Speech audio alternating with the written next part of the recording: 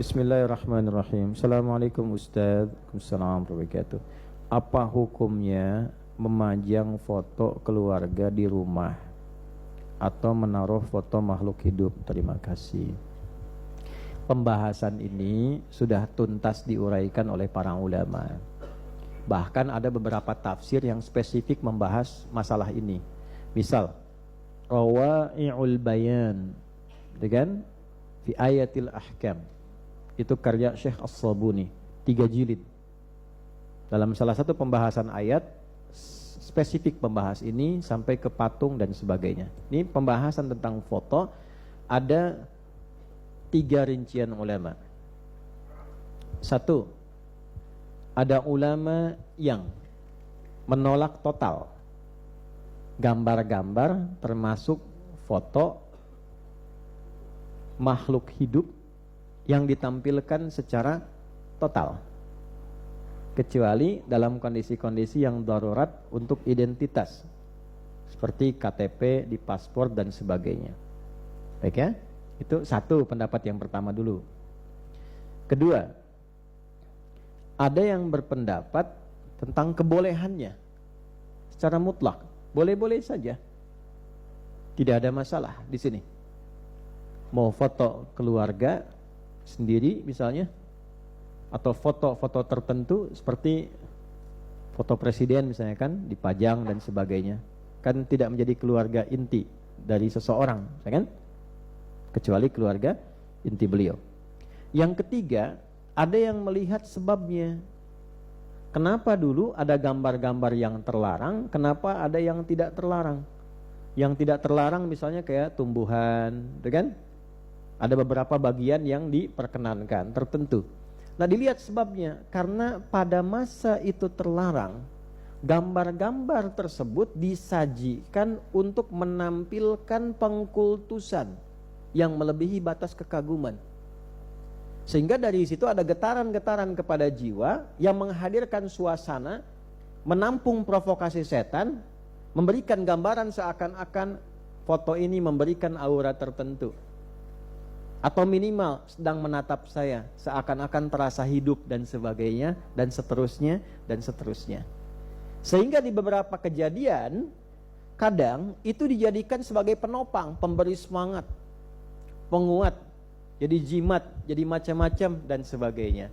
Maka para ulama memberikan sebuah dampak simpulan hukum golongan ketiga ini. Jika terbebas pada aspek yang ketiga ini, dengan tujuan-tujuan maslahat, maka dia dibenarkan. Boleh. Misal, saya memajang foto keluarga untuk memperkenalkan pada anggota keluarga saya dengan turunannya, ini loh keluarga kita. Saya punya ayah kan, saya lihat ayah saya, tapi anak saya nggak pernah lihat kakeknya. Karena saya SD lulus, ayah kami sudah meninggal. Gimana caranya supaya anak kami tahu kakeknya? Tunjukkan, ini kakek ya. Mirip Buya nggak? Ya. Saya belum tentu dikenal sama cucu saya, ya kan? Dipajang di keluarga misalnya, ini saya, ini istri, ini anak-anak dan sebagainya, kan?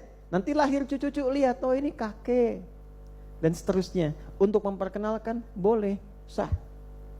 Untuk identifikasi ahli waris boleh, supaya ada pembuktian ini ahli warisnya, ini bagian mahramnya dan sebagainya, sah digunakan. Yang tidak boleh apa? Dengan memajang foto Ustadz Adi Hidayat.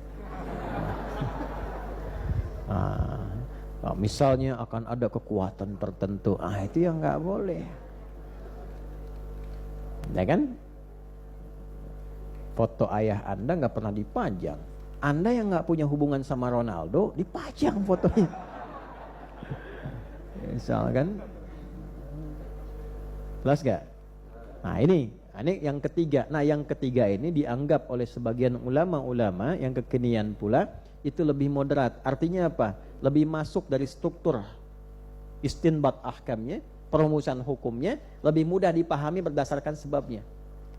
Kalau yang pertama tadi biasanya ulama yang sikap hidupnya terbatas, yang penting saya ingin jalani hidup sampai meninggal, gak pengen aneh-aneh gitu. Jadi ketika ngelihat gambar takut setan masuk kasih provokasi seakan-akan ngasih itu hidup, itu begini. Nah pengen tidak terjebak pada yang begitu. Makanya mengambil yang pertama itu untuk membatasi aktivitas hidup supaya fokus di bidang hidupnya sampai meninggal. Ada yang begitu. Di Timur Tengah ada ulama yang gak mau difoto pun ada, gak mau difoto. Tuh. Karena apa? Tadi fokus hidupnya di situ aja, gak bergaul dengan yang lain. Keluar pun agak jarang. Orang yang datang ke situ. Nah, itu dihargai. Jelas? Kita hormati. Nah, tapi pada yang kedua pun gak boleh kemudian sewajarnya. Ada kebaikannya, tapi gak bisa dianggap ringan seringan-ringannya, memudahkan boleh semua, tidak. Ada batasan-batasannya. Maka yang ketiga ini dianggap lebih ideal. Jadi kalau ada foto-foto atau gambar-gambar, yang pertama tidak bertentangan dengan hukum syariat langsung. Misal aurat yang terbuka, nggak boleh pajang-pajang aurat terbuka. Ya, kalau pakai foto keluarga, tolong tertutup ya, supaya tidak harus mengoreksi lagi di masa depan. Kan ada yang setelah berubah, foto-fotonya dihapusin semua, ya. Nah, sama, pakai tutup auratnya yang ditutup, yang baik, yang rapi, supaya nanti terpajangnya juga baik, dilihatnya baik, diperkenalkannya juga baik. Ya, ini foto mama. Kok mama dulu nggak pakai jilbab? Kenapa mah? Nah, nanya tuh, mau jawab apa? Udah kan? Rapiin dulu semua. Dah. Foto istri difoto pajang ini boleh? Boleh. Asal istri sendiri, bukan istri orang. Kualifikasinya dihadirkan. Jadi satu, yang tidak bertentangan langsung dengan syariat. Yang kedua, ada manfaat yang langsung didapatkan. Kalau nggak ada manfaat, nggak perlu, untuk apa? Jelas? Baik ya. Dulu kalau ulama-ulama dulu sedang futur, gelisah, nggak enak, datang ke majelis ulama lain. Majelis ulama lain. Hanya untuk lihat aja wajahnya, balik lagi. Lihat, balik lagi. Sudah, tentram. Nah, sekarang jarak agak jauh. Kadang-kadang apa? Yang diambil fotonya, lihat, hanya untuk lihat, untuk ketentraman aja. Tidak menghadirkan pengaruh ini, pengaruh itu, tidak. Karena melihat tuh kayaknya kerasa beda. Ingat ke Allahnya kuat, bukan karena fotonya, tapi ingat ke Allahnya lebih kuat. Yang begitu apakah boleh? Boleh.